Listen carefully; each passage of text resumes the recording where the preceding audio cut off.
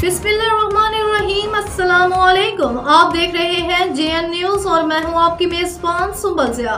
Bulletin का बाकायदा आगाज करते हैं और शामिल करते हैं अब तक की अहम तरीन खबर शामिल करते हैं। बहावलपुर से मजीद आबिद की रिपोर्ट के मुताबिक बहावलपुर दार Arkham school satellite town camps Bahawalpur में शोबा हिफ्ज़ कुरान के तहत तकरीब तकमील हिफ्ज़ कुरान की शानदार तकरीब का इनेकाद किया गया।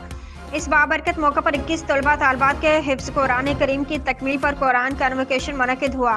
तकरीब में दार अरकम स्कूल्स के ग्रुप डायरेक्टर जनाब अली रजा, नायब अमीर जमात इस्लामी साउथ पंजाब जनाब सैयद ज़ीशान अख्तर और डायरेक्टर दार अरकम स्कूल्स बहावलपुर रीजन जनाब अदनान फैसल और जमहूरिया मिस्र से दो क़ुराए हज़रात ने खसूसी शिरकत की। कारी असगर अली मॉनिटरिंग ऑफिसर शोबा हिफ्ज़ कुरान दार अरकम स्कूल्स बहावलपुर रीजन ने तलबा तालबात को कुरान करीम का आखिरी सबक पढ़ाया और उनकी हौसला अफजाई की।